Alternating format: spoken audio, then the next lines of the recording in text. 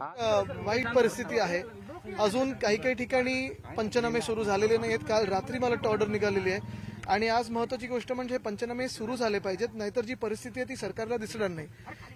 नाहीतरी सरकारचे डोळे बंद आहेत, कान बंद आहे, लोकांचं काही ऐकत नाही, काही पाहत नाहीये। पण काही प्रॅक्टिकल पण ज्या गोष्टी, जसं इथे आता पुलाचा विषय, इथे जे पाणी साचते हे गेले 7 वर्षाचं साचते, तर आम्ही कलेक्टर महोदयांशी पण बोलणार आहोत। पण काही तातडीने यांना मदत झाली पाहिजे, ती अपेक्षित आहे। अनुभव असा आहे की याच्या आधी पाऊस आला, नुकसान झालं, मात्र मदत मिळाली नाही। म्हणजे आपण दोन्ही नुकसान पुन्हा मदत, हो, हे आपण मागच्या पण शेतात ऐकलं की 2 वर्ष जी काही आपत्ती आली असेल, मग कधी गारपीट असेल, कधी अवकाळी पाऊस असेल, कधी सततचा पाऊस असेल, पंचनामे होतात पण मदत होत नाहीये। आणि हे सरकार निर्दयी आहे, हे आम्ही पहिल्यापासून बोलत आलेलो आहोत।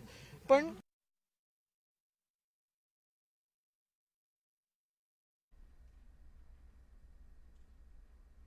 छत्रपती संभाजीनगर मधली ही दृश्य आहेत। आदित्य ठाकरे छत्रपती संभाजीनगरच्या दौऱ्यात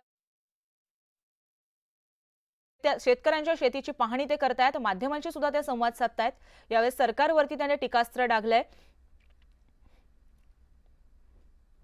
तर आपण ही थेट दृश्य छत्रपती संभाजीनगर मधली पाहतोय। संजय राऊत अंबादास, मी तुम्हाला परवाच सांगितलं होतं, कुठेतरी प्रेसमध्ये बोलत होतं की माझा दौरा जाहीर होत्याच हे लोक आता उतरतील। आज मला वाटतं योगायोगाने इथे राष्ट्रपती महोदय पण मला वाटतं मराठवाड्यात आहेत, त्यांनी देखील याची थोडी माहिती घेणं गरजेचं आहे, दखल घेणं गरजेचं आहे, कारण आम्ही ह्याच देशाचे नागरिक आहोत। आणि राष्ट्रपती महोदयांनी जसं बेंगॉलच्या त्या केसवर मत व्यक्त केलं, तसं आमच्या शेतकऱ्यांच्या पण आज परिस्थितीवर मत व्यक्त करणं हे गरजेचं आहे। ज्या ठिकाणी रोडची कामं झाले त्या ठिकाणी चुकांमुळे अनेक शेतकरी हजारो हेक्टर आहेत ना, तर ह्या ज्या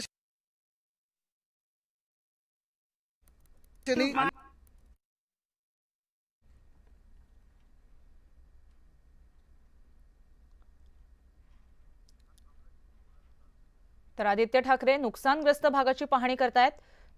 छत्रपती संभाजीनगरमध्ये मोठ्या प्रमाणात झालेल्या मुसळधार पावसानंतर शेतकऱ्यांचं अतोनात नुकसान झालंय, त्यामुळे या नुकसानग्रस्त शेतकऱ्यांच्या बांधावर काय होतं की खूप वेळा होर्डिंगवर सगळं दिसतं, पण लोकांपर्यंत आलंय का बरं? पीक पाणीचं जरी असलं तरी नेटवर्क आहे का आपल्याला इथे?